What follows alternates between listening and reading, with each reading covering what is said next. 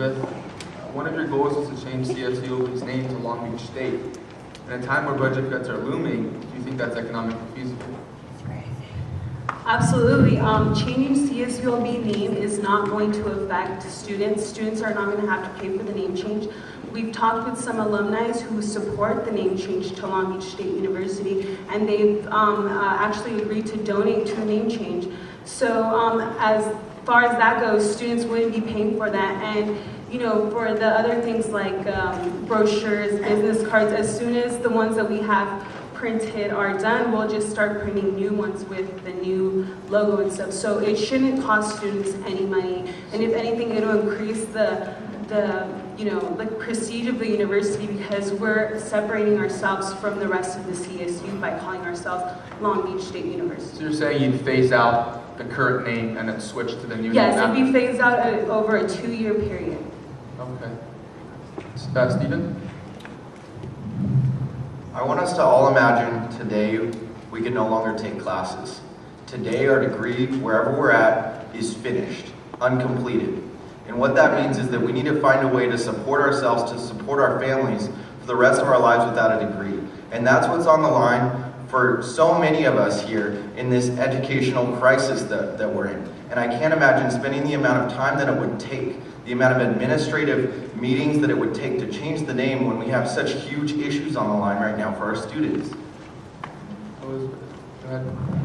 Actually, I think he's overthinking the situation. Basically, what it takes to change the name is, the Senate creates a proposal, we present it to Chancellor Reed. Chancellor Reed takes that to the CSU Board of Trustees, and they actually, they are the ones that have the authority to decide if we can change the name. All I'm saying is I'm proposing this to students. If you guys agree that you want to change the name to Long Beach State University because you guys think that it'll separate us from the rest, Cal State Long Beach is the #1 CSU with applications. We've gotten the most applications in the past 2 years. And basically, changing our name is going to change this university, and it's going to change or increase the value of our degree, and it's not going to cost the students any money. John and then Nick.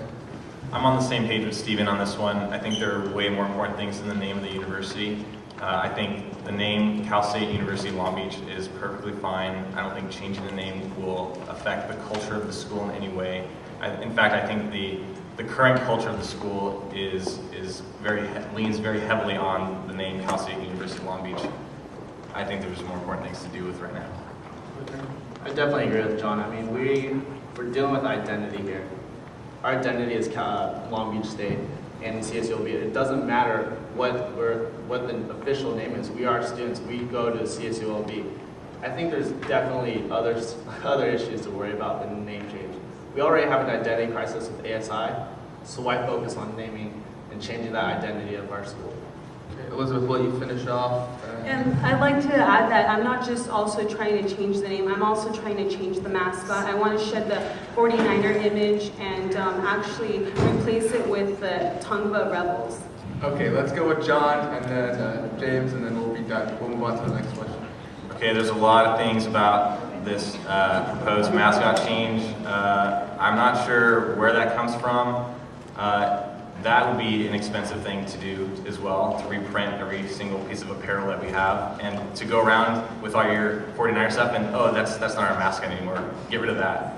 Who would want to do that? Second of all, changing the name to something like that is kind of risky, because a couple years ago, a couple of professional sports teams were sued by Indian reservations or Indian tribes about using the likeness of an Indian in their name. They were being sued for that. So why would we want to change our name to represent an Indian tribe and then be sued by them? Have you even considered talking to them about that? How do they feel about that? Thank you. Let's go with James, and then we'll finish off Elizabeth, and that'll be that question. So in regards to at least the name change, just real quick, ditto.